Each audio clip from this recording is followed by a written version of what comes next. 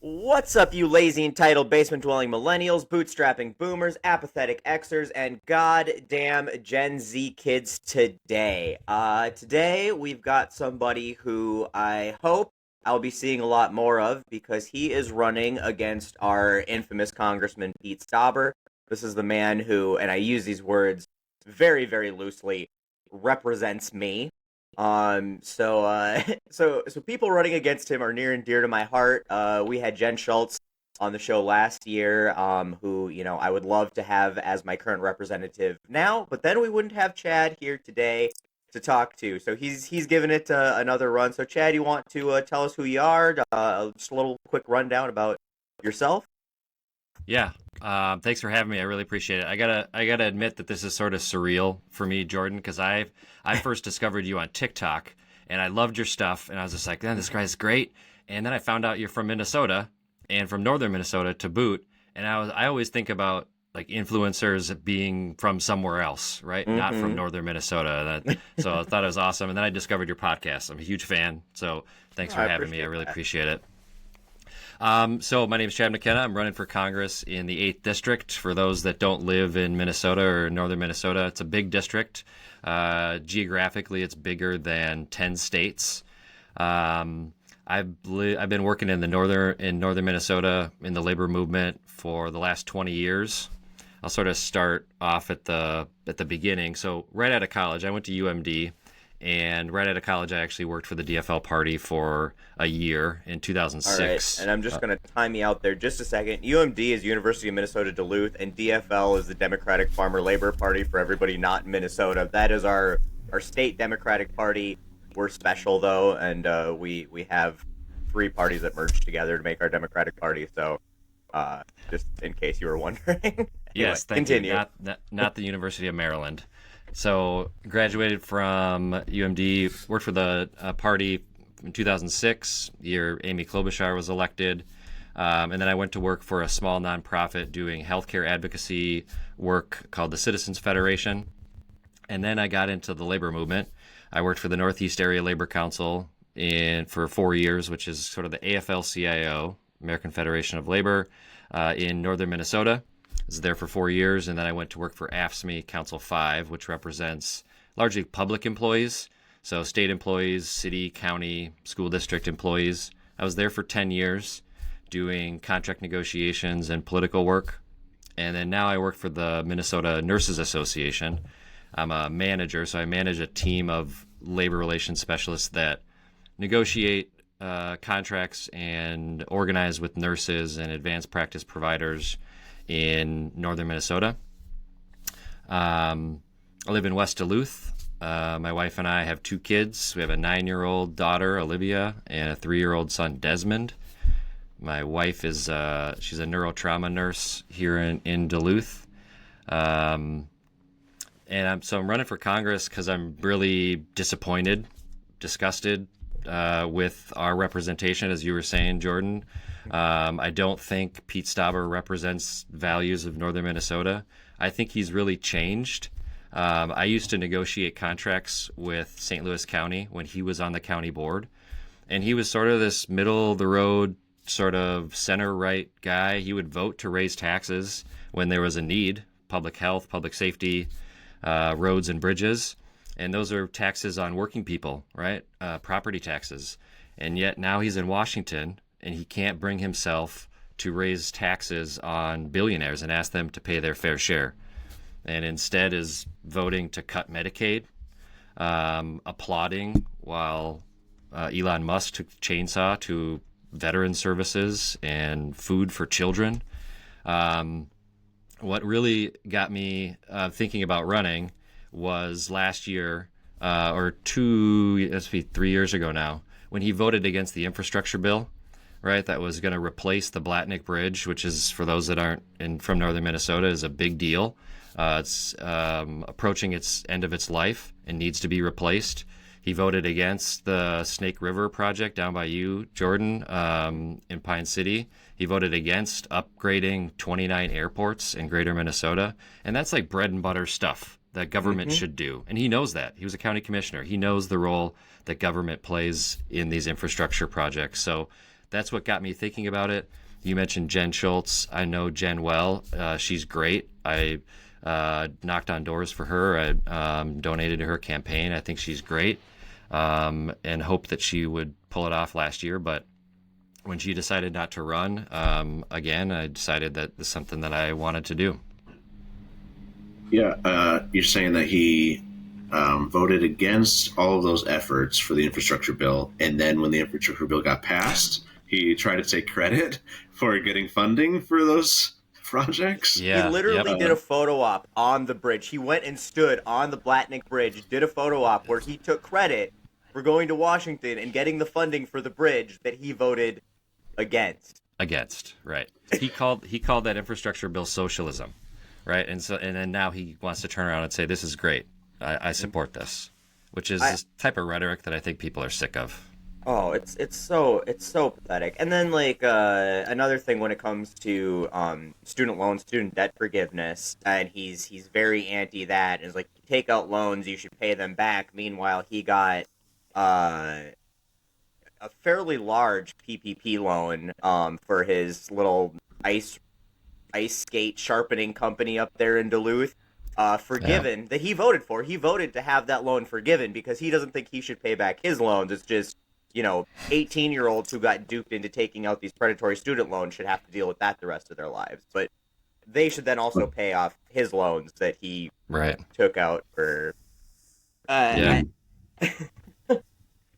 I wouldn't I even think- say duped, either. It's just like the system of the government, the U.S. government federally has decided is the best way to give people student loans, is predatory.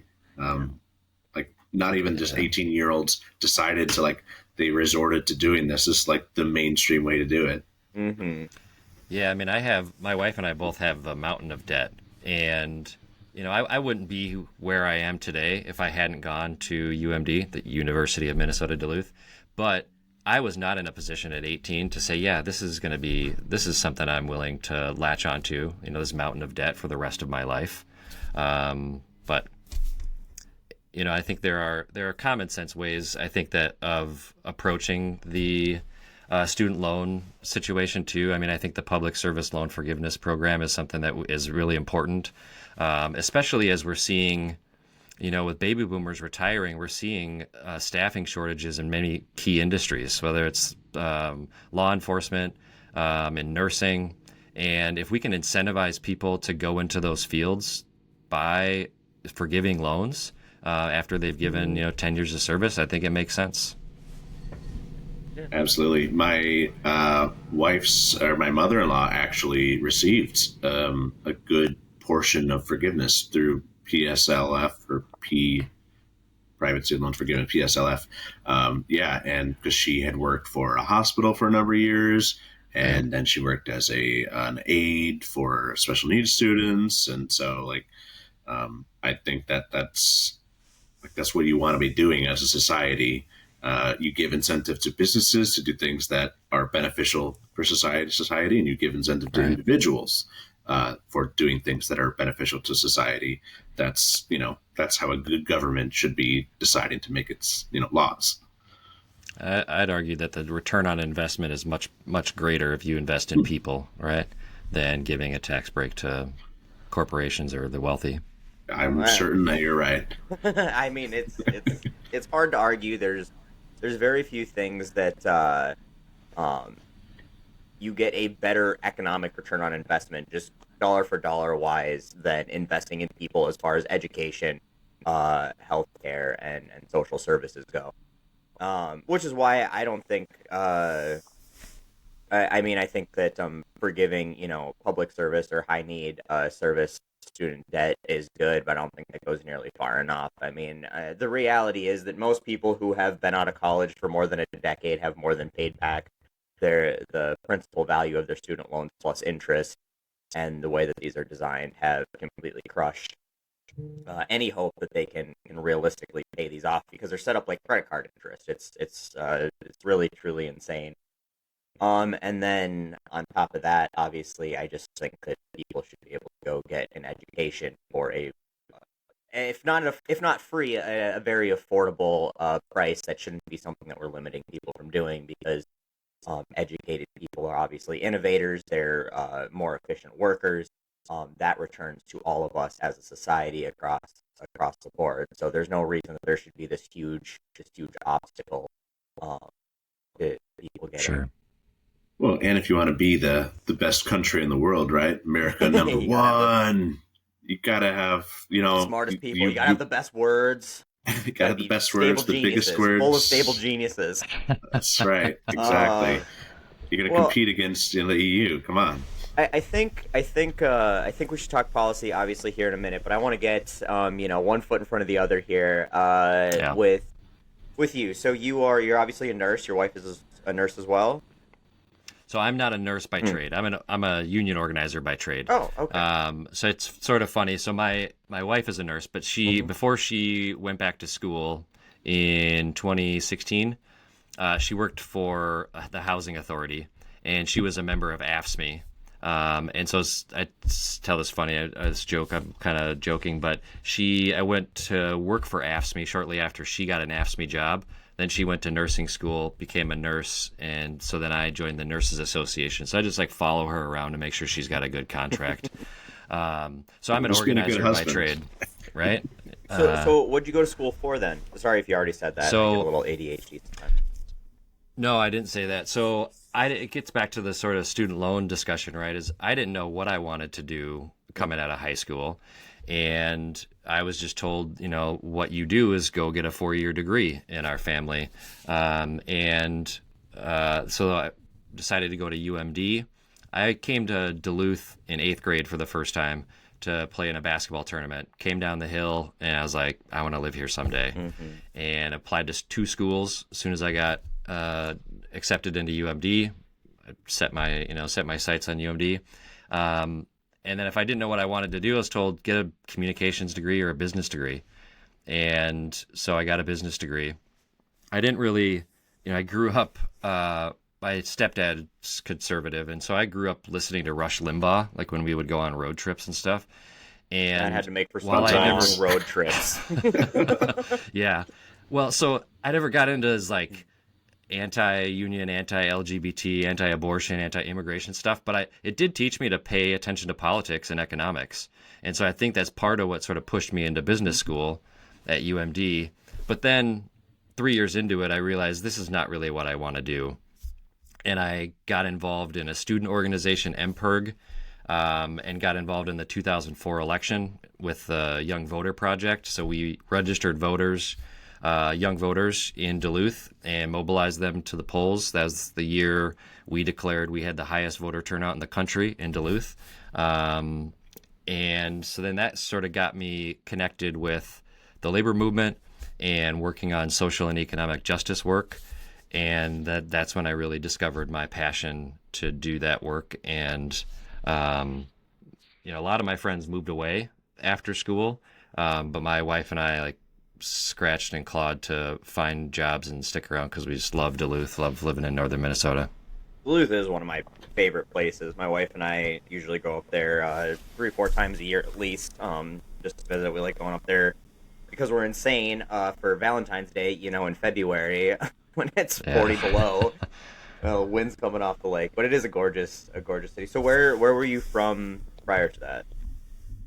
So I was born in Iowa. I was born in Cedar Rapids. We moved to Minnesota, moved back to Waterloo, and then moved back to Minnesota. And I went to high school in Prior Lake, Minnesota, and south of the Twin Cities.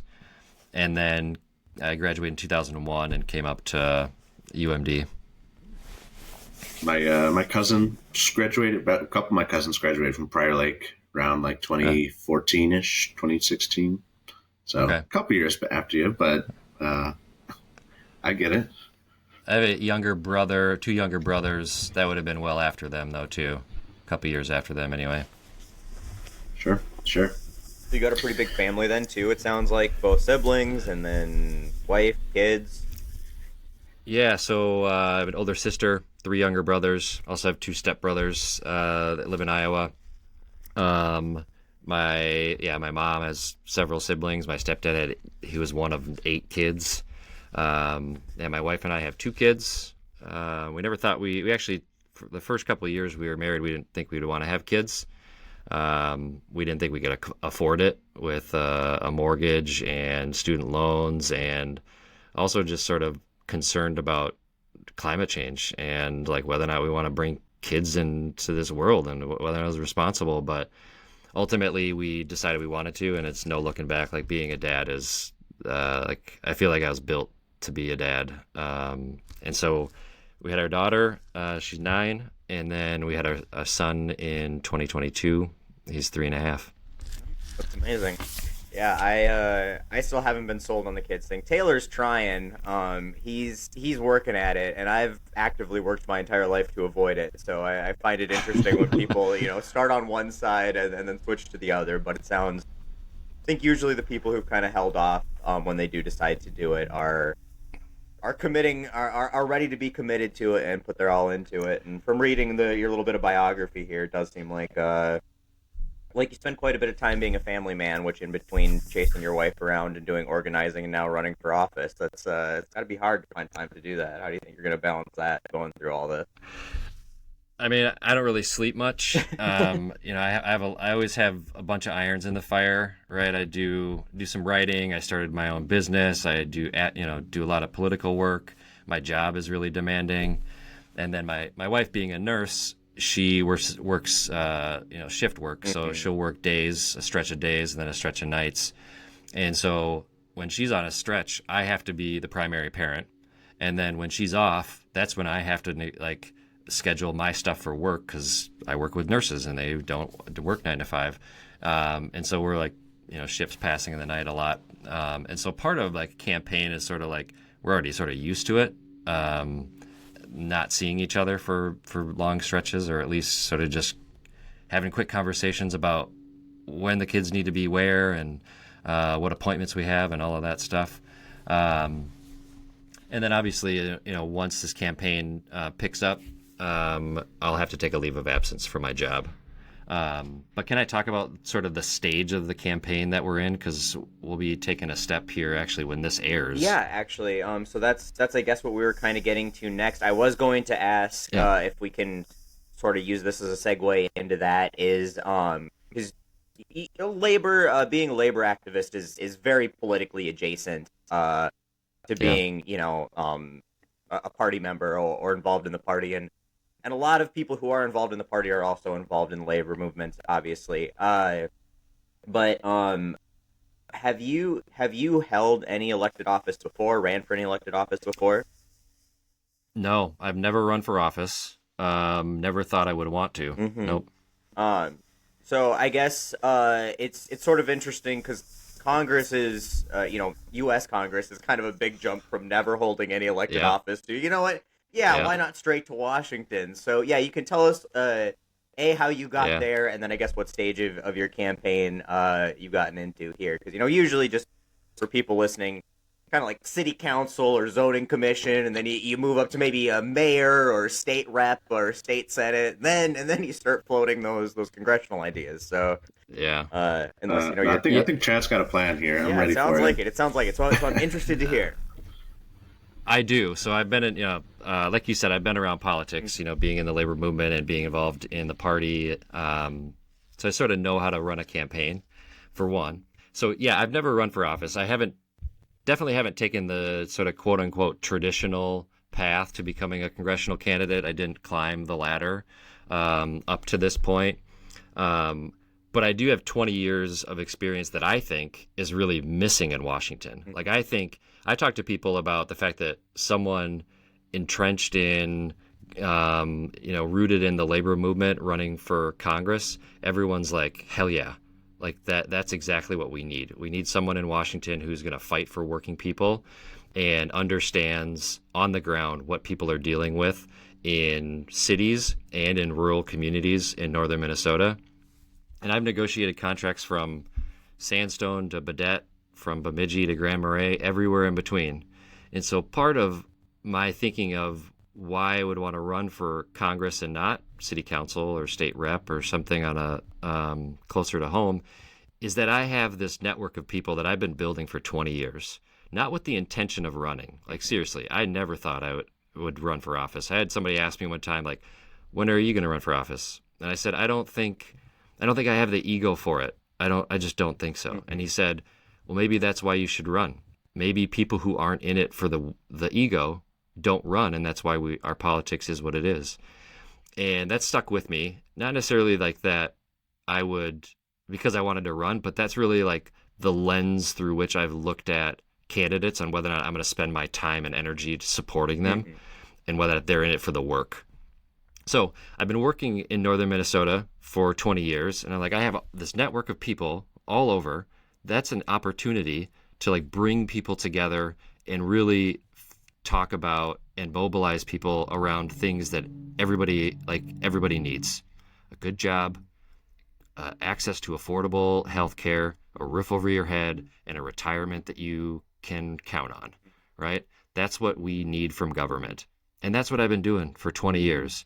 And so I started piecing this together in my head, and it's sort of just like, this just makes sense. Like, I feel like while I never thought I'd run for office, that this work I've been doing for 20 years has positioned me to run in this year and for this office in 2026.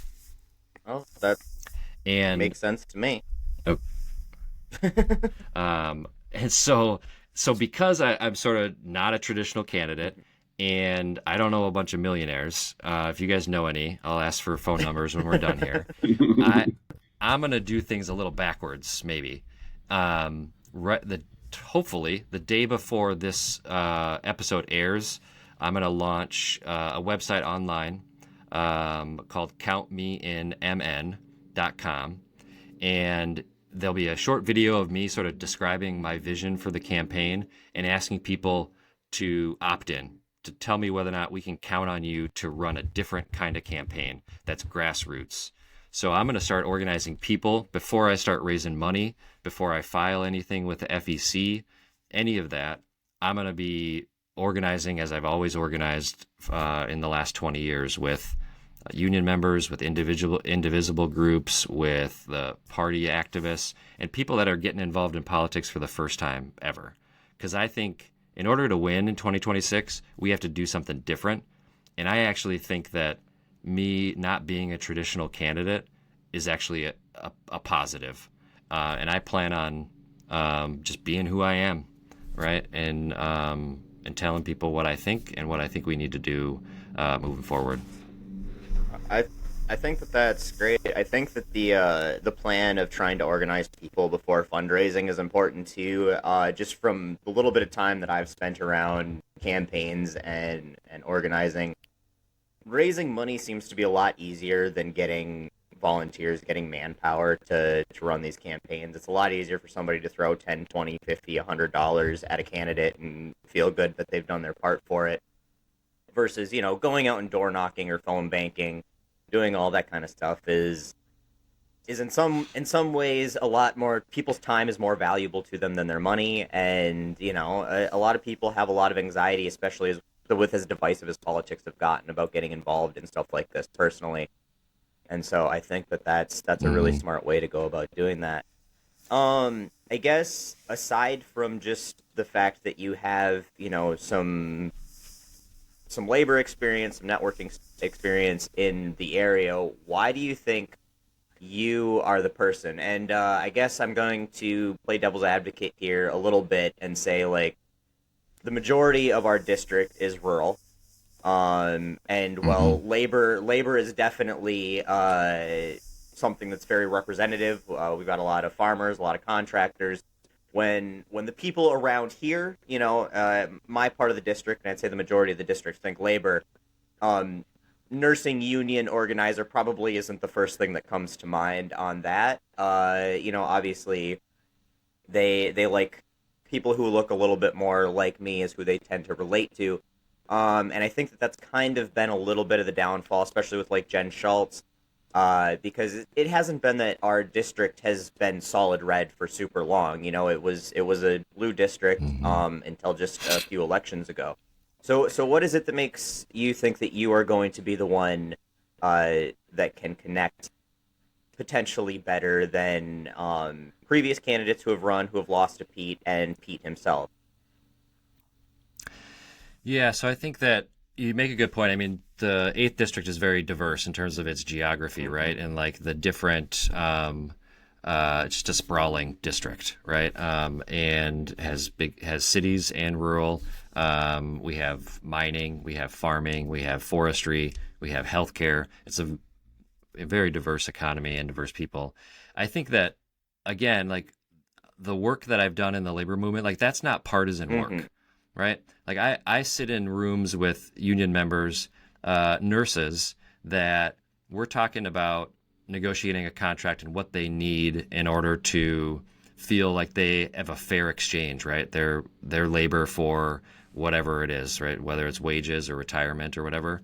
And we talk about those things, and we talk about what is wrong with sort of out of touch bosses that don't understand the impact that people have. And we align on those values. And then I find out, oh, that person voted for Donald Trump, which I did not, right? But we can connect as long as we stay away from like the Donald Trump, Kamala Harris conversation. We can connect, and we agree on a lot of things. And so I think having the ability to have those deep conversations about issues that are inherently political, right? They are political, but they're not partisan, right? And so I think being able to have those conversations is part of it. Understanding, like, I think trusting the messenger, I think you're sort of talking about, is part of it. And so I think hopefully as people get to know me, that they'll learn that like what my values are, what my priorities are, and that I never give up. Like I told you, I don't sleep much. I think like I work all day and think all day, like how can I improve on what I'm doing with this project or that project? And I've been negotiating contracts, like I said, Baudette, International Falls, Grand Marais, Brainerd, Sandstone. And so I've done work in all these communities across the district and connected with people.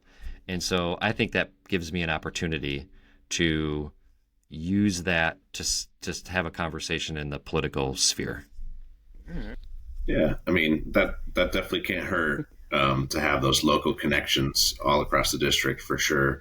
Obviously, Duluth is an important portion of that district, but it's not the only part. Obviously, Duluth hasn't won this district for us in a long time, so that's part of it is and we know which way Duluth is going to vote in general. So I think obviously the work is outside of Duluth, and that's always been my concern. Is it seems like all of our candidates for this district seem to come from Duluth, and and I don't think that most people in the district really feel that Duluth represents the rest of the district very well, if that makes sense. So it's communicating that part of it, I think, is going to be important.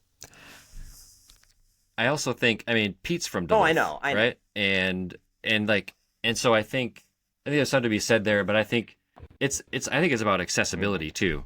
Like Pete doesn't have town halls. He doesn't show up and like he doesn't like tell people where he's going to be. He has these like very crafted events that he has with only people who support him.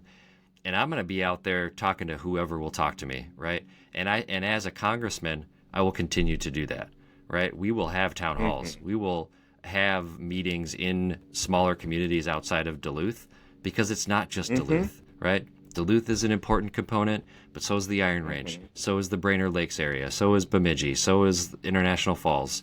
So is Pine City, Forest Lake. It all matters. It all is interconnected to our economy. And I think we just have to recognize that and prioritize it. And I'm going to this weekend. This will be after this airs, but there's a bunch of the June 14th events happening throughout the country this Saturday. And I'm going to be down in Forest Lake. I'm going to be up in Two Harbors. I'm going to be up in Virginia. And then Monday, I'm going to be in Beltrami County for the fish fry. I'm going to spend as much time as I can out in the district to show like that it matters, and that and ask what people's priorities are, right? What do you want to do? So what do you see as or I guess two-part question: are there any issues that are unique to District 8 that are, that people may not see in like Minneapolis or any of the other bigger cities? And then what are kind of your main priorities that you believe will connect the best with people? I think while healthcare is important to everyone, right? It impacts everyone. Northern Minnesota is older than the metro area, older than the rest of the state. We have a lower median income than the rest of the state. So we have a disproportionately higher number of people who get their healthcare from Medicaid. So these are seniors, these are people with disabilities, these are kids. And Pete Stauber just voted to cut Medicaid. And that could have devastating impacts, right? I just negotiated a contract for the nurses. I was the second for one of my team members in Cook, northern St. Louis County, and they're operating on the slimmest of margins. And with these Medicaid cuts, their services will be cut back in rural hospitals. I would not be surprised if some of our rural hospitals, whether it's Big Fork, Little Fork, Baudette, International Falls, if some of them have to close because of these cuts. And so I think that's unique because of our population and the geography. Sorry, go ahead. Yeah, just I guess playing the potential town hall questionnaire or question type person you might be receiving. What would you say to the response that Pete Stauber's cuts are only going to affect the waste and the fraud that we're seeing in the Medicaid system, and it shouldn't affect any of our actual services that are available to us? I think we can all agree we don't want waste, fraud, and abuse in our government. That's why we have solicitors general, whose job it is to make sure that money is not being wasted. Donald Trump fired all of those solicitor generals. I think so. We can all agree we don't want waste, fraud, and abuse, right? But that's not what this bill does. This bill that what I call a budget busting abomination bill is not getting rid of fraud and abuse. This is cutting people who are seniors who rely on Medicaid for their health care. It's cutting their services. That's what it's doing. And that's going to pan out when people start feeling it. I think strategically they pushed it out sometimes so that people won't start feeling that until much later. But we're going to see clearly this is not about illegal immigrants getting health care. This is not about people sitting on their couch in their mom's basement or whatever Pete says. And these are our neighbors, right? These are students in our schools that we're cutting their health care, cutting their food stamps, that are going to go to school hungry now. And so I think as a government, we should invest in people. Not only because it's morally the right thing to do, but it's better for our economy. Like food stamps, I heard a statistic the other day, for every dollar we spend on food stamps, we get $62 back into the economy because those kids are going to be more productive and better citizens in the future. It pays itself back, right? And so not only is it the right thing to do, but it's better for our economy as well. Like that. Do you have? Are you open to a few pointers on that talking point? Yeah. What do you think? I think first I would just avoid food stamps. Food stamps has a very negative connotation, and just SNAP benefits or. Fair enough. And then you can take that one step further and tying it back to our economy and tie it to the local economy, because that is what a lot of farmers make their money. I mean, a lot of that money comes back to local agriculture. We are one of the biggest soybean producers, biggest turkey producer. We are the biggest turkey producer. Corn, all of the foundational foodstuffs. We have a hand in creating, and a lot of the farmers rely on those SNAP benefits, on people receiving those SNAP benefits, to keep the tractors running. And obviously, I think a lot of farmers bringing that back up to the fact that these things have gotten cut, USAID has gotten cut, and that is hurting local farmers, local agriculture, which is a huge part of this district. So I think that's an excellent point to be hitting on. Yeah, I mean the cuts to USAID are impacting our farmers immensely, and it's like one after another too. There was a food to or farm to table programs through schools, right, where they get local produce from local farmers to feed at school, to serve at schools, and those are cut. So yeah, it's a good points.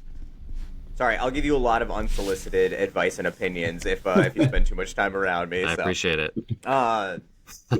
But also, feel free to do the opposite of what Jordan says too. He has this knack of just choosing the absolute wrong choice sometimes. So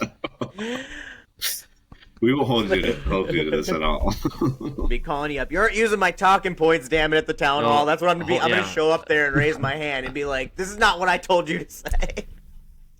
See, I hope it's like you'll hear me talking and be like, "I told him to say that. That was me." That's the dream. I got, I guess, a few more connection questions. So healthcare. I think healthcare is huge. Obviously, it's been one of the things that polls absolutely the highest that people in our district are worried about. And I get that not only because it's an older population. This population does have a lot of farmers, a lot of contractors, a lot of people who work for contractors, and they don't have access to the same type of corporate health insurance options that regular W-2 employees have.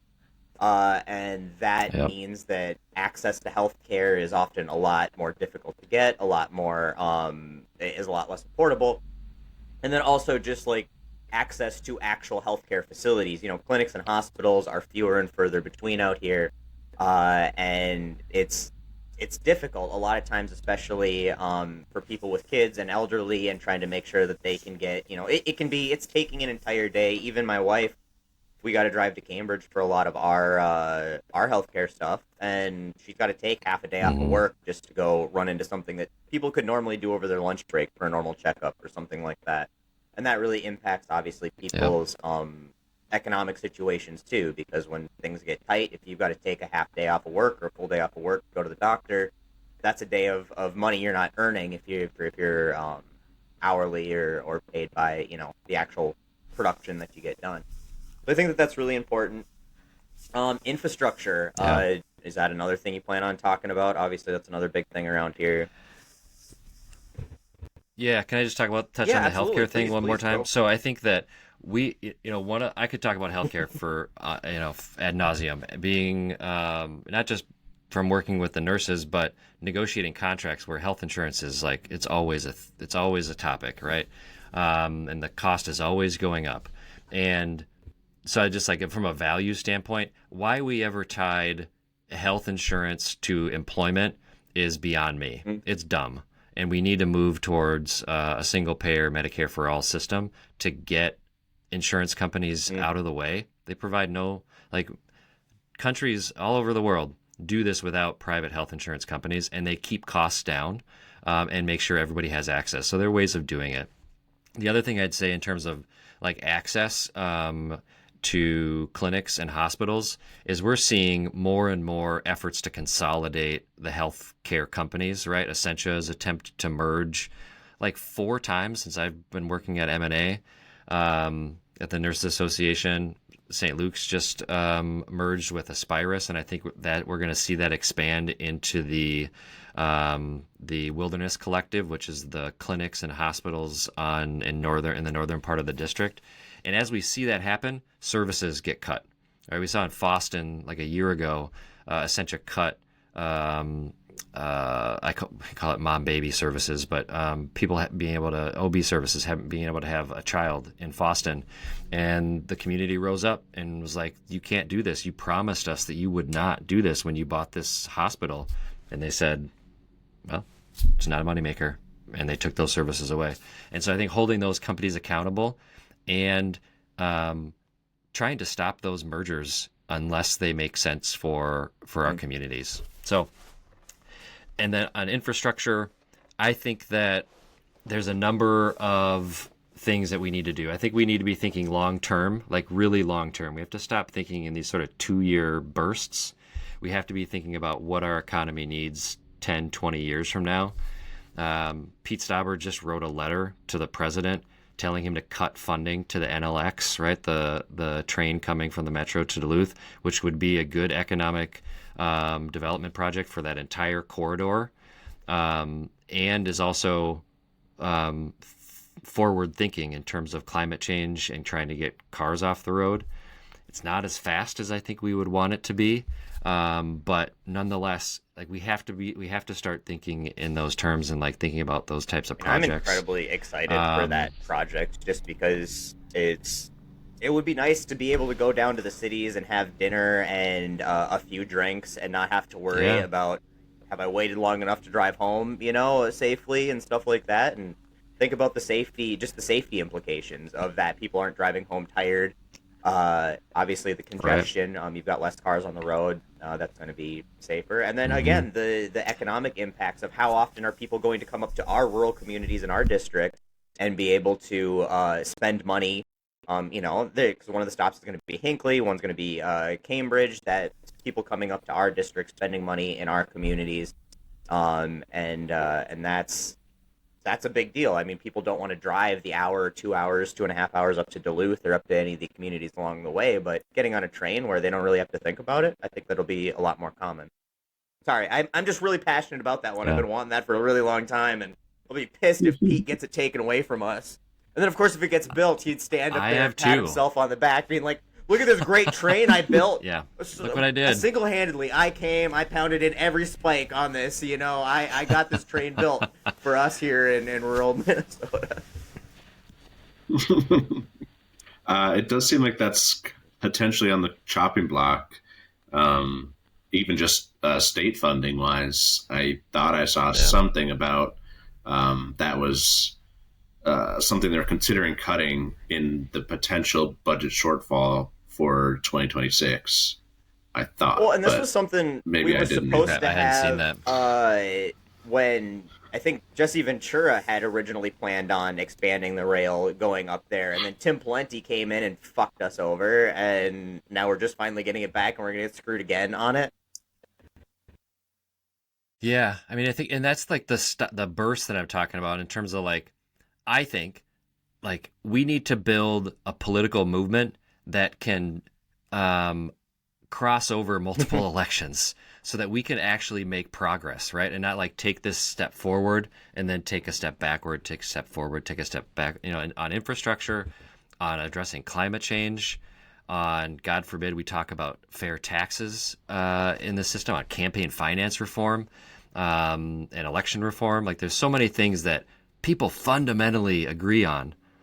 And if we can build a political movement around those things, we can make lasting change. But it's going to be hard, and it's a big effort, right?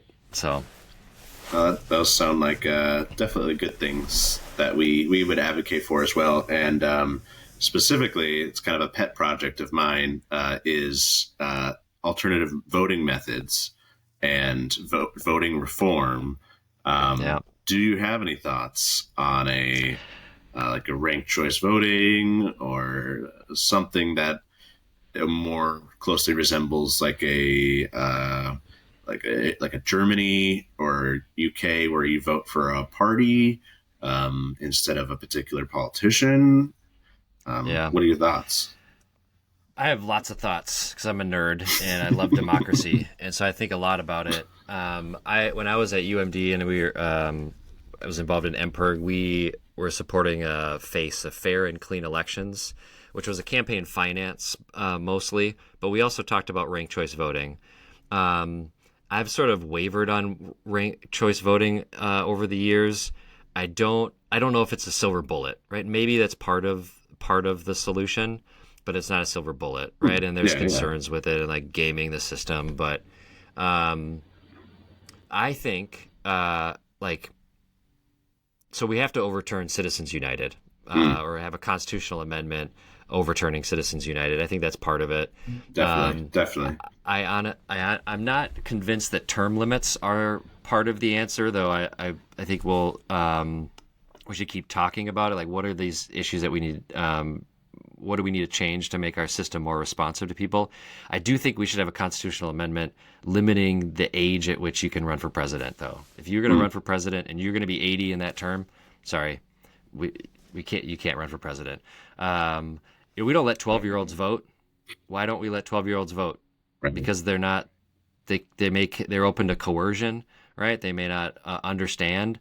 Well, we're seeing, sorry, but 2 presidents in a row now that have had cognitive issues, and there's plenty of people that are ready to serve, and I think it's something we should do.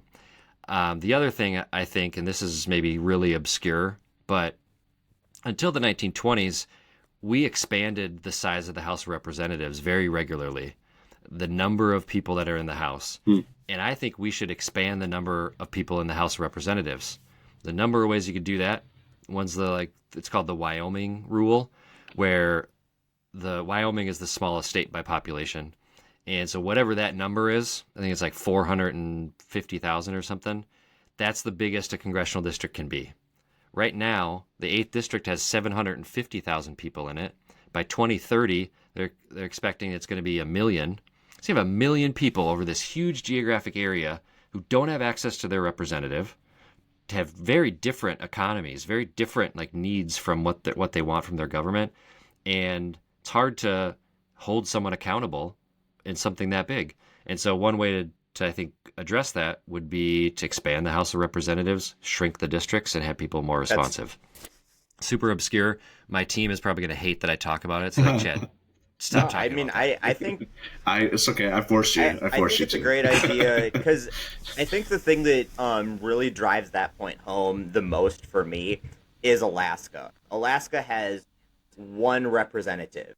It is our largest state geographically, and obviously they're not a huge population state. That's why they only have 1 representative. But 1 representative to cover all of Alaska, and you have obviously the Inuit, the local people you've got to get around by plane. There's just no feasible way that 1 person can adequately represent that entire state. And then now you're talking about our district, which is again bigger than what'd you say, 10 states? Yeah, and you think about equitability, right? It's like they have more representation per person than we do, right? Which is good for fine, good for them. No, but it's not equitable, and it's not in terms of what residents need, citizens need. We should have equal representation. Well, and this is why we need to get rid of the electoral college then too. I'd assume you'd agree with that. Yeah, absolutely. I mean, it's clear that system is archaic and not very equitable. So talking about representation or value per vote of Wyoming versus California is huge there too. What are your thoughts on the Senate then? The Senate is an incredibly inequitable system that is designed to the Senate is DEI for red states basically. I think that so I think our system's not perfect, right? And Taylor, you were talking about should you vote for a party, and I think maybe if we had more of a system like there is in Germany or other countries, a parliamentary system, maybe that would be better. But I also think we got to think about where we are now, what and we can how we get there. I don't think anyone's gonna what can we actually achieve? Yeah, getting rid of the Senate and the House. I don't know, I wouldn't have. I don't. Yeah, no, that's. I wouldn't have a problem keeping the Senate. I just think that the Senate should be representative of the population of the state. So you should get more or less senators, similar to the way you get congressional people. I just think that maybe in the Senate they would all be statewide elections. So everybody in the state gets to vote, and then obviously it's spread out. If it's still the 6-year terms, and so you get to replace or vote on your senators every few years, and the entire state gets those. Yeah. And then your district, your House of Representatives, represents your specific geographic district. And I think that would be a more equitable system, still kind of keeping the structure of government we have, but not allowing, states like Wyoming and Alaska to have outweighed say in our governmental system. Again, nothing I've super fleshed out, but I've just always felt like that would be one way That's interesting. To push the Senate into a more equitable system. Because the Senate's nice because you can't gerrymander it, So if Yeah. you had just Yep. equal representation for the population, the Senate would actually be a almost better, more equitable system than the House of Representatives. But obviously, we're not going to fix that. Interesting. Before you even get on our ballots, you have potentially some contenders, and so you're going to have to go through a primary process. Maybe.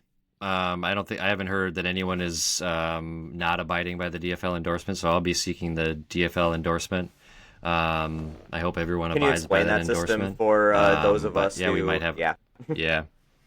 haven't ran for DFL endorsement? Sure. So there's the Democratic Farmer Labor Party again. DFL endorsement is so people go to their precinct caucuses. You show up at a school or a church or something throughout northern Minnesota, throughout all of Minnesota on a Tuesday in February, and people get elected as delegates to their Senate district convention, then to their congressional district convention, and at that congressional district convention is when party activists, people that are engaged in the process, would decide who to endorse or whether to endorse.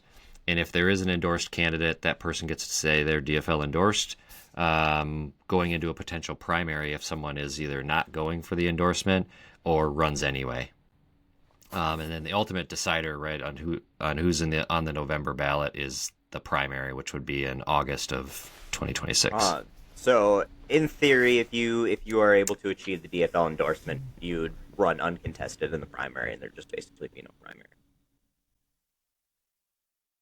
If no one runs in the primary, yeah. But we've definitely, I mean, the history of the last couple of years is that there's been a primary when there's a contested endorsement, right? I don't think Jen had a primary that's part of why challenger. I'm not real familiar with the process, because I've never had the opportunity to vote for anybody in a primary in this district that I can remember. So,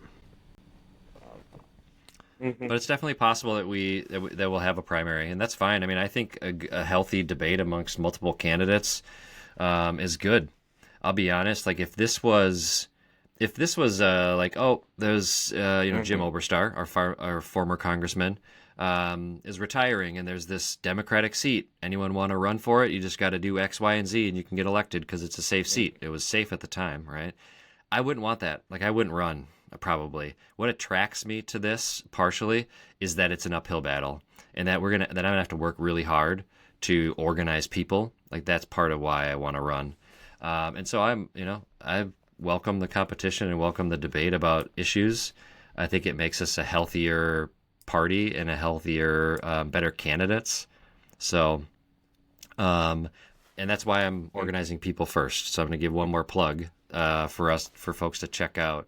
CountMeInMN.com and sign up to get updates from the campaign and pledge to help us out as we launch formally in the next couple months.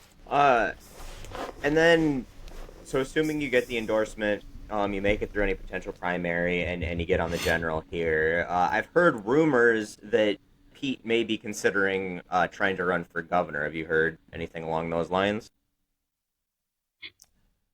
Yeah, I heard that, and he said officially he's not running for governor, but I don't. He also seems to have this. Yeah, he did a couple months ago, but he also still has this fascination with Tim Walz. Like he just that's all he talks about. It seems like, and so I wouldn't rule it out that he runs for governor. To be honest. And so in that situation, then he would have to not run for re-election in his congressional seat.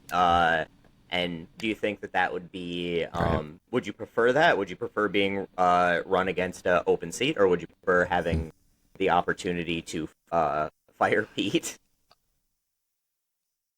I hadn't really thought about it, but my instinct is I want to run against Pete. I want Pete to have to run on his record because his record is horrible.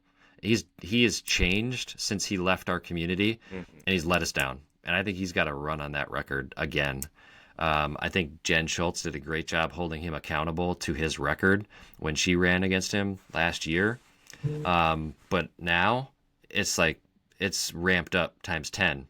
He has stayed silent while all these executive orders do things that Congress is supposed to do, right?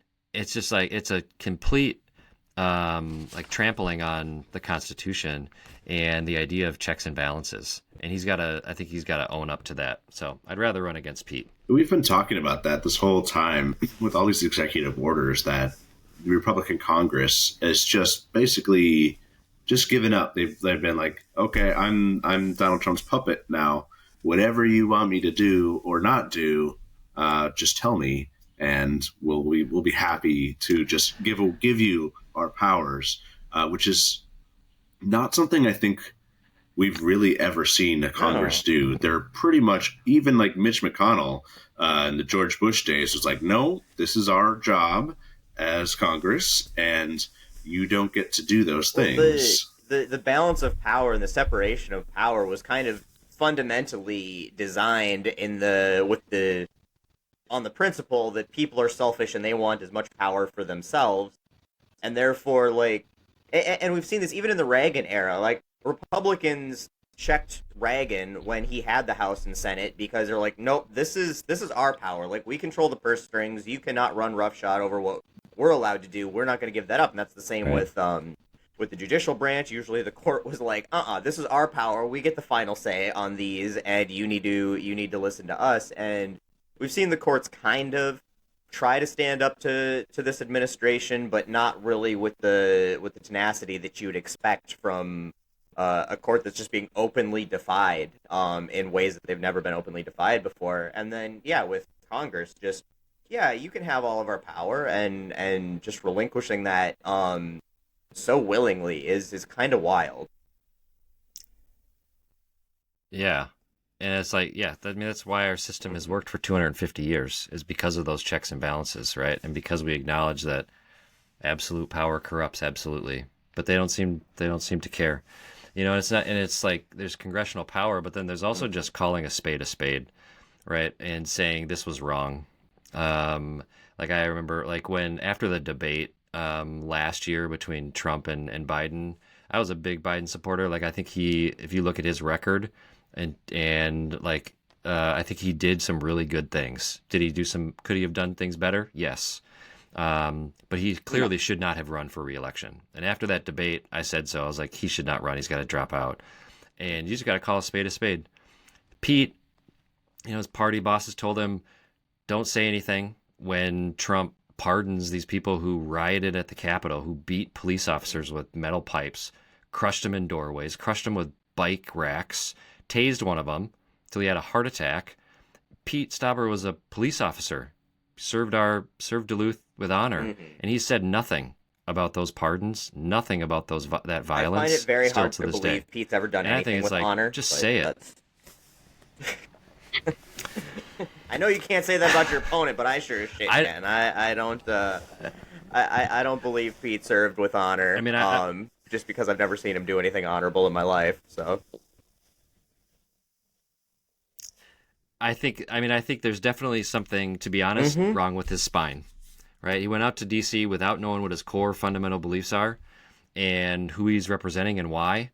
And he's doing these moral contortions that are incredible, and just he's a company man now for the Republican bosses. And I think that's why we need something new. We need someone who's actually going to be responsive to what people of northern Minnesota want. Rudy Perpich, governor, and he's from the Iron Range. He used to say jobs, jobs, jobs. He knew that like a job was more than just a paycheck. It was a point of pride, it was a purpose. And we need jobs, but what we need more than that is prosperity. Like we need broadly shared prosperity in our economy. And that's where Pete Stauber's failing us. As much as he talks about like defending our way of life, like that's his thing, our way of life. Yeah, with this tiny little pile of wood that he can swear, claims he split, and he's like, he posted this for everybody listening. He posted this picture on his Facebook, and I troll his Facebook constantly. Like, it's one of my favorite pastimes and hobbies is just to troll Pete Stauber. And he posted this little thing of like little pile of split wood, and he's like, a hard day's work splitting wood. I'm out here defending our way of life, and it was like 20-30 minutes of anybody who actually, has ever done anything with their hands in their life's worth of split wood. And I was like, you probably voted against splitting the wood, showed up after the wood was split to take credit for splitting the wood, and that's why you don't know how long it took to split the wood. But yeah, he likes to pretend like he's some authentic rural Minnesotan, and he's not. And I really think it's starting to show just from the vibes I've been getting from people around here in my area. They're fed up with him. By and large, even people who I consider relatively moderate to somewhat right leaning, and then a lot of the cults remained fairly quiet on their opinions of him. It's the support is waning for him. I think they're really starting to see who he is. Well, and somebody's got to fill his empty seat up there in Congress right now. So, Yeah. All right, so a couple hard questions for you. If you do get elected, you would be a U.S. representative, which means you would be voting on stuff that doesn't just directly affect our district. You'd be voting on, foreign aid and that sort of thing. I have a feeling Yeah. that we're probably going to be pretty aligned on most things, but obviously, the Israel-Palestine conflict is a pretty big problem right now that the world's eyes are on. And how would you? Pete's obviously been a very, very pro-Israel person, going through this whole thing, and is very happy to send our Yeah. hard-earned tax dollars to them so they can continue doing what they're doing. And I was wondering where you would stand on that, because obviously that's a tough one, and you're definitely going to get asked that question on the campaign trail. If you get that far. Yeah. Yeah. So, I mean, I think obviously after October 7th, like Israel has a right to defend itself. No. That's not what they are doing right now. They're keeping food from children. People are starving to death. They're bombing cities where civilians are. It's not okay. And we need to say so. They have a right to defend themselves. They don't have a right to attack children and civilians. And so I think we should be more engaged in that peace process and trying to get the fighting to stop. I think it's it's been a conflict for a long time. It's not going to change overnight. But we used to be the moral authority in the world, right? After World War II, we became the moral authority. We didn't always live by our values, but we tried, right? And we tried to instill democracy and equality across the world, and called a spade again. And I think we need to hold Israel accountable, just like we would hold Hamas accountable. So I don't know what the solution is, but I know in terms of values, like we need to make sure that the bombing stops and that aid gets in to Gaza to help people that are suffering, that are dying. And the same thing with, you mentioned USAID. What a travesty. In terms of the amount of money we spend on USAID and the return that we get in terms of goodwill and the actual good that it does on the ground, is that avoids conflicts in the future. Like, there's such a small-minded approach to foreign policy to be cutting things like that, when it that it brings back I've heard it dividends. said that So, every a couple of my every thoughts on dollar that. spent in USAID saves us like $5 in defense spending down the road, and I believe that. I don't know if those numbers are derived in any sort of scientific or statistical matter, but the sentiment is certainly true. Yeah. Yeah, and certainly there's problems with USAID. Like not everything they do is the perfect thing to do for that particular country at that perfect course. time. Like Yeah. there's many ways that we could probably spend that money to better help those people, but still spending 1% of our budget seems like at minimum, if we're going to call ourselves a Christian country, which I don't think we should, but if you're going to go out there and say that we're a Christian nation, to barely spend 1% of our budgetary expenses on helping people, clothing people, feeding them, and building them up, that seems like the absolute bare minimum that we could be doing. Yeah, I think it's not even necessarily the Christian nation part. Like our founding documents, right? The Declaration of Independence said that all people are created equal and deserve these unalienable rights. It doesn't say all the people in this country. They founded it on the fact that everyone, these are rights for everybody, no matter where you live, right? And so if we're going to live that value out globally, then we actually need to live that value out globally. Yeah. Just something I thought about in terms of like the cuts that we've seen and the devastation or the return that we get from it. The other big one is NIH in terms of talking about healthcare. My dad had a triple bypass surgery when he was 45. He's been on a statin and an aspirin ever since. I had COVID in 2020. They thought I was having a heart attack, so I was in the hospital for 3 days. Turns out it wasn't a heart attack, but it was myocarditis, right? So my heart was inflamed, which is common in COVID. But they discovered that I had blockage in my heart, so I'm on a statin and aspirin for the rest of my life. You know who led the way on research for statins? The NIH. Heart disease deaths are down 75% in the last 40 years. Death from stroke down 75% in the last 40 years because of the NIH. The NIH, every dollar we invest in them, we get $3 back. Right? So it's like cutting these things is bad for the future. Like you're saying, Taylor, like, are there better ways to do some things? Yes. But just cutting our way to, I don't know what, because what they've cut is not even making a dent in the deficit. And then they pass a tax cut bill that saddles our children with $5 trillion in debt. This is something that doesn't get talked about enough, too, is Republicans have Democrats have allowed Republicans to brand themselves as the economic prosperity party, the party of fiscal responsibility, and that's fucking mind-boggling to me because you can go back 100 years and there is not a single Republican who has had better economic performance or reduced the deficit or the debt in any measurable way compared to Democratic counterparts. And all of our major debt increases have come under Republican leadership. You know, I mean, Ronald Reagan fucking tripled the debt, you know? Like, it's insane to me. Bush doubled the debt, you know, and Trump is obviously is going for a record every time he gets into office, it seems like. So this new bill is no different. So I would agree. I mean, we could talk about Reagan for a long time if you want. Yes, we could. I've heard you rant and rave about him, and like I would love to do that too because we're still feeling it, right? But the one thing I would say about in terms of, I would agree, like the numbers show it. Democratic presidents are better for deficits, better for the economy, but that they're not perfect, right? Bill Clinton signed NAFTA into law. He signed the repeal of Glass-Steagall, which is the bill that kept commercial banking separate from our banking, and it led to the financial crisis I'd of say 2008. Glass-Steagall didn't lead right? So they're not perfect, directly to the financial crisis. Glass-Steagall, objectively speaking, was a very small. It exacerbated it. It definitely didn't make it better, but that was not the foundational thing that led to. Glass-Steagall did not cause the financial crisis of 2008.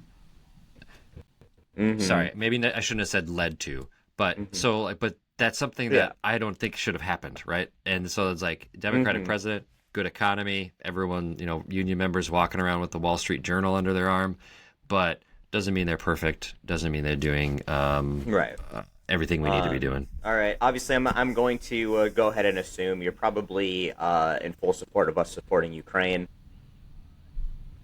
Okay. Absolutely. I don't know, Taylor. What are some of the other big questions you think would be brought up as he embarks on the campaign trail here? I mean, I know what questions and things that I would want to change, but I don't think you're going to see those. I don't think you're going to see those type of questions asked or proposed at your town halls. Probably a more realistic question, because I want to ask, like, are you in favor of publicly funded, universal health care for public schools? Are you in favor of some sort of universal health care option, I think or you already just told mandate? us that we needed Medicare for all, though, earlier in the episode. Yeah. Oh, so I'm for universal healthcare, like actual real universal healthcare this time. Public, with a public public option at the very least. I think there are things we have to figure out, coming from the labor movement, right?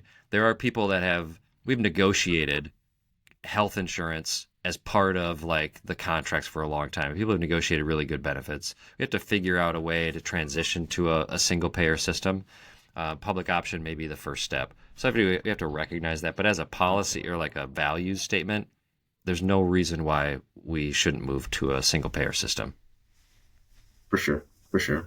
And I forgot what your first question was. Like universal education for public schools, public colleges, free tuition, free college, basically. Yeah. Right. Yeah. I would support it. I don't know the numbers behind it, but I think in terms of the bang for our buck and what we get from investing in people who learn a trade or learn a new skill or get a degree, is a good investment. It's something our government should be doing. We've played around with it at the state level, right? Like free 2-year degree. Biden talked about doing some of that with free 2-year degree, but I support it. Yeah, for sure. I think that the key is, that like some people might listen to this and be like, oh, so you want to give people free stuff? Like, no, like we have to look at the fact that billionaires are getting richer while the rest of us are struggling to get by or just can never get ahead of the curve. And that's why we can't do these things. Yeah. Right? It's because of Reagan, right? And beginning to cut those taxes. Now they're just hoarding all their wealth. And there used to be a bargain, right? And this is a bargain made with Democrats and Republicans that you can make as much money as you want.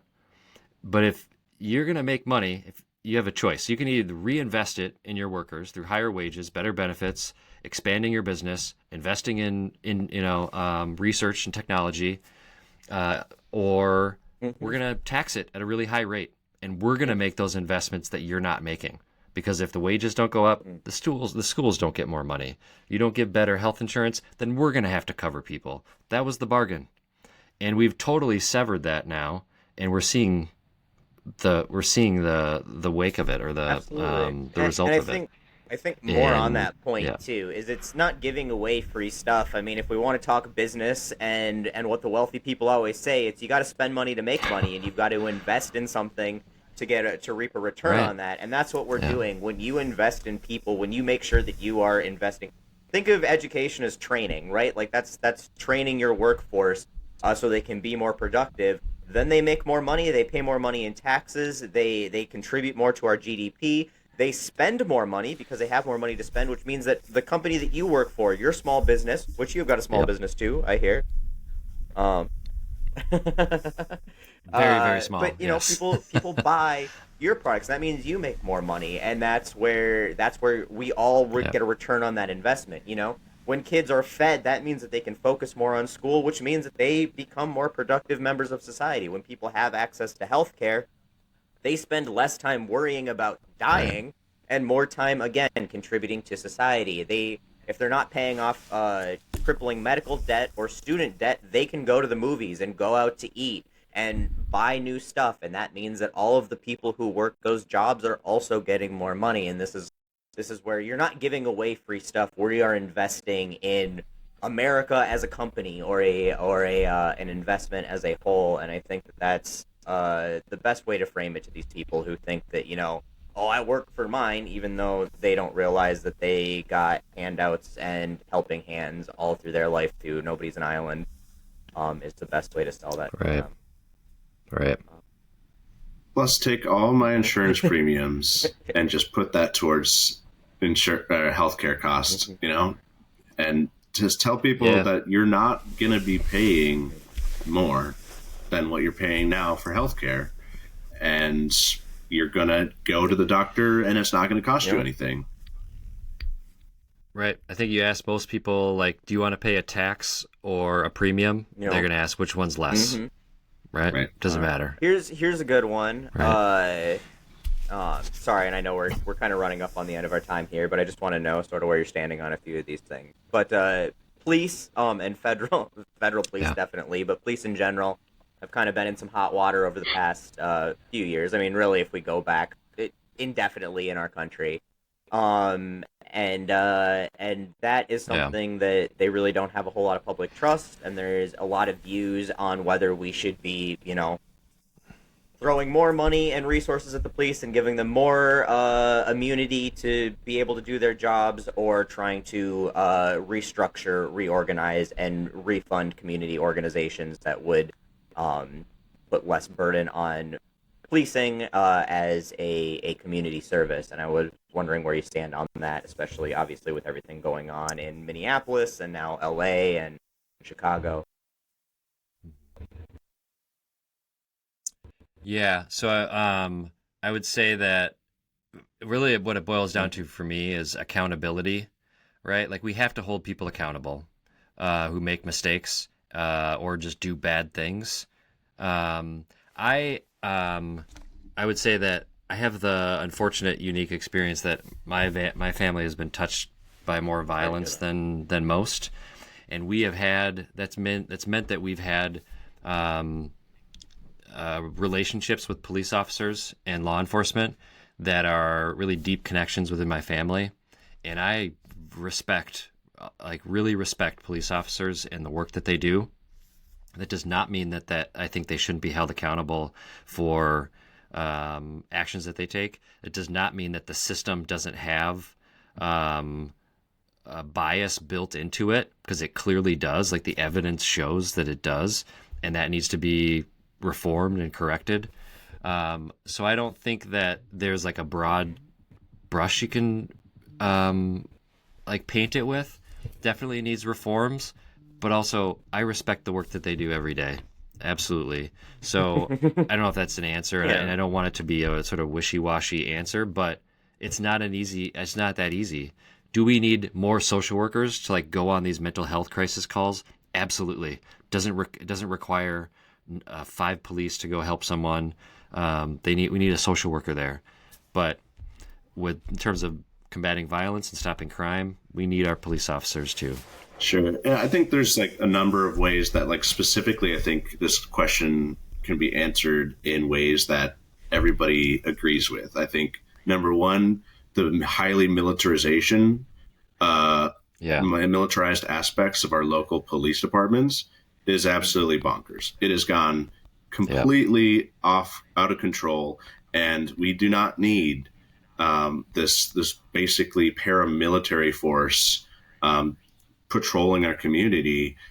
They do not serve us in the best manner when that is their mindset.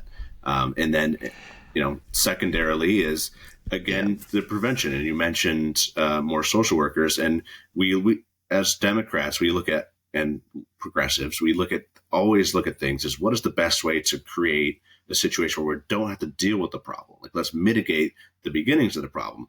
And I think there's like this focus on like how police have been failing, and rightfully so, because it really does impact people's lives every day, and it impacts them in devastating aspects, not simply just you get a fine that's unfair.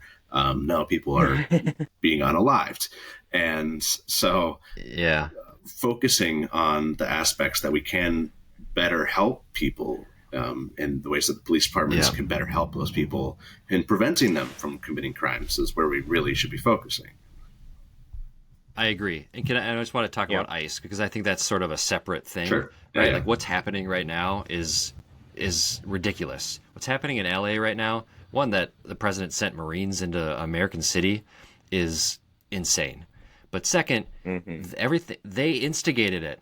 Right? Like the Trump administration went in there and started rattling cages, and then is like, oh, people are mad because we just started going into a Home Depot parking lot and arresting people.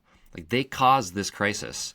And then sending in ICE agents to do that is not the purpose. Like that's not what we should be doing. So I just wanted to highlight that you do not agree with what's going enough. on specifically now with ICE and immigration enforcement. Thank God. No, it's ridiculous. Yeah. I No, mean, I didn't no, think it was up no. for Yeah, question, no, but I right, agree. yeah, of I course. think on the police issue, not the ICE issue, I think at this point, most of us would agree on just abolishing ICE in general. I don't think that it's an organization that needs to exist. We got through the majority of our history as a country without it, and they haven't really served a productive purpose since they've been here. Uh, um, And I'll just I'm going to be a mhm, broken record on this. I'll try and be quick here, but this is like mhm, fundamentally this is an economic problem. Like immigration is caused by economics. Like the influx of immigrants during COVID was like because our economy, like we invested in people, the economy didn't tank like it did in other parts mhm, of the world. People came here. They needed economic opportunity. If we didn't have free trade agreements that I'm mhm. sorry fucked over other countries, then we wouldn't have people who need to come to the U.S. Right, and so we need to have a holistic approach to our global I trade. just figured it out. I just figured it out. So Trump is really going to make good on his immigration promises because he's going to tank the U.S. economy, and then nobody's going to want to come here anymore. And that's finally makes sense. It really was 4D chess, guys. he's a Uh, genius. He's playing Yeah. 4D chess. Yeah, he's thinking five no, turns I ahead. agree. I I like won't it. grill you anymore on the hot topic stuff this time around. I'm hoping that we'll be talking quite a bit more as the campaign goes on, and we get to have some more in-depth conversations on policy matters and campaign issues as they develop. But I really appreciate you taking your time here. I want to give you one last chance to plug anything and everything you want to plug going forward for your campaign, how people can learn about you, how they can support you, what you kind of want the calls to action to be, where they can find you on all of the social medias and things like that. So please take it away. Yeah, so we'll be formally announcing our field effort probably, hopefully, the day before this airs, and you can check it out at countmeinmn.com. There's a video there talking about the campaign that we're going to run over the next couple of months, and my biography is there as well, and you can sign up for updates. You can sign up to take part in trainings that we're going to be doing throughout the 8th District. We're going to try and do community service projects, right? And so, like, lead with our values, too, not just doing the door knocking and phone banking, but getting together in communities, in community and doing helping out, clean up parks or whatever folks want to do. So you can sign up there at countmeinmn.com. And probably later in the summer, I'll be officially launching the campaign with our website and doing a swing through the district and start Awesome. raising money. Well, guys, please go give Chad a follow. Do you have any social media presence yet for this that you want people to be following, or like by the time this airs, anyway? No, we're gonna limit it to the website right now. But you can check out my TikTok. It's not it's not as many followers as Jordan, but DeWaltDad7 on TikTok. And then also check out my All right. find me Yeah, on that's Facebook Chad and McKenna Instagram on as those, I well. would assume, Personally, Facebook and Instagram. All right. So yeah, check him out there. yep, Yeah. yep. So John in the comments here was saying the website shows he needs a password. That's because it hasn't officially launched yet. That will be launching on Monday.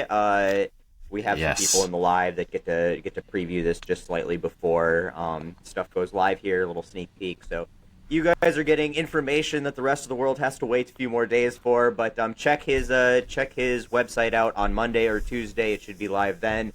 And hopefully we will have somebody here who will be replacing replacing Pete for us, which I would be absolutely ecstatic about because I am so sick of having that man cosplay a representative and not do anything in office. Although I will say that him not doing anything is better than him doing something because I feel like if he could accomplish something, it would be worse. So there's the one good thing he's done is he's been completely incompetent Yeah. and doing bad stuff for the most part too. So that's silver linings. I mean, that's Trump's biggest strength too. So he follows really good at that Uh, path. yeah, absolutely, absolutely. And can I say one last thing? So I think that, the district is not targeted, right, by the national organizations. A lot of people don't think it's competitive. I think they're wrong. I think we can win this seat. And so encourage people to sign up on the website to get updates. And I think we can defy the Well, odds. I think we can prove the pundits wrong. and we can have somebody in Washington that had working people at the center of what Absolutely. they're And I thinking mean, about to every say that single it's day. not competitive when, again, it's not Thanks for been the that time. long that this has been a red district. This used to be a safe blue district, again, not that long ago. So the Right. fact that people just gave up on it so quickly is ridiculous, and I'm glad that you are willing to throw your hat in the ring and try to prove them wrong. And I am hoping that I can help you. Just let me know anything that I can do to kind of to help push your campaign along. I've got a very vested interest, obviously, living in the district, and I would much prefer to see you as my representative than Pete. So let's get this done. Everybody else, again, go check out Chad's stuff. And thanks for watching, listening to the podcast. We do this because you guys give us a little bit of your time, and that's why we do it. Unfortunately, it does take some money to do this. So if you support us financially, we've got subscription options both on YouTube and I think still on Patreon, even though we don't do much on there, as well as our accounts where you can just directly donate there. We've got merchandise on offthewagon.com. You can get Let Them Eat Toast merchandise there. You can get my personal merchandise there as well. But otherwise, we just appreciate you giving us a few hours of your time every week because we never keep it under an hour like we plan on. So we appreciate you sitting here and hanging out with us every week. Best plans. And that's why we do what we do, and that support is what means more than anything else. But we love you all, and we will see you next week. Thank you so much for being here, Chad. Yep. Yeah, thank It was you. a pleasure, Chad. Take care, guys.